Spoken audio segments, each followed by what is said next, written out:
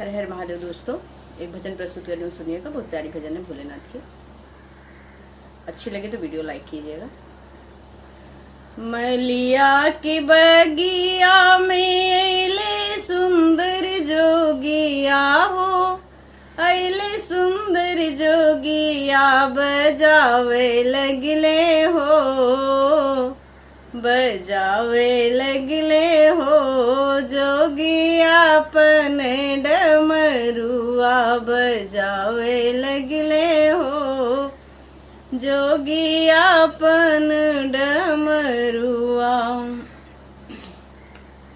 मलिया की बगिया में अइले सुंदर जोगिया हो, अइले सुंदर जोगिया बजावे लगले हो, बजावे लगले हो। जोगिया अपन डमरुआ बजावे लगले हो, जोगिया अपन डमरुआ। बजावेला डमरुआ जुटले सारा गौआ, जुटले सारा गौआ। लोभावे लगले हो, लोभावे लगले हो।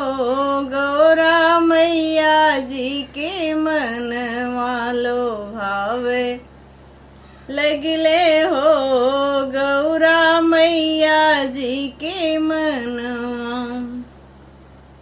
बजावेला डमरुआ जुटले सारा गौआ हो, जुटले सारा गौआ हो। लोभावे लगले हो, लोभावे लगले हो।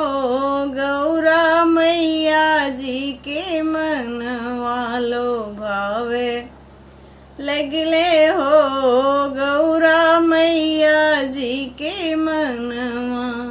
मलिया की बगिया में अइले सुंदर जोगिया हो, अइले सुंदर जोगिया बजावे लगले हो।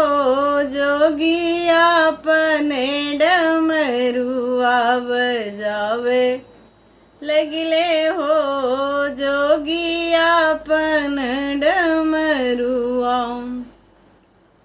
सुनते डमरुआ हो गौरा रानी अइली हो, गौरा रानी अइली हो। हंसते बाटी हो, हंसते बाटी हो।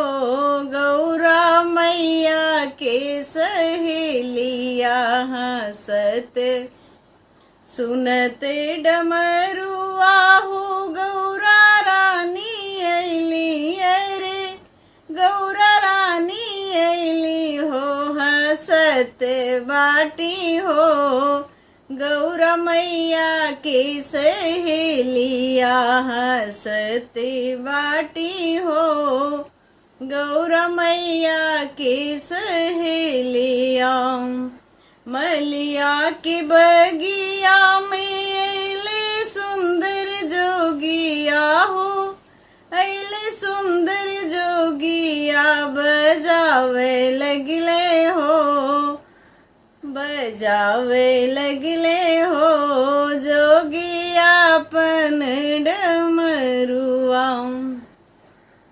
की तोहरा गौरा हुआ कले हे रानी, अरे बुधिया हे रैली हो। लोभाई गैली हो, लोभाई गैली हो। सुंदर जोगिया के डमरुआ लोभाई गैली हो। की गौरा तो होरा अकेले हे रानी, अरे बुधिया हे रानी हो। लोभाई गैलू हो, लोभाई गैलू हो। सुंदर जोगिया के डमरुआ लोभाई गैलू हो। मैलिया की बगिया में अइले सुंदर जोगिया रे, अइले सुंदर जोगिया बजावे लगले हो जोगिया अपन डमरुआ, बजावे लगले हो जोगिया अपन डमरुआ।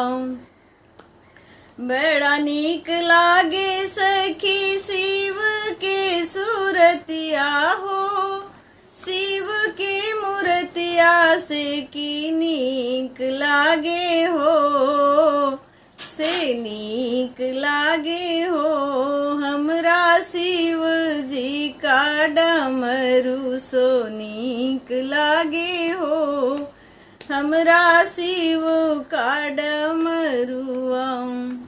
मलिया की बगिया में अइले सुंदर जोगिया हो, अइले सुंदर जोगिया बजावे लगले हो, बजावे लगले हो जोगिया अपन डमरुआ, बजावे लगले हो जोगिया अपन डमरुआ।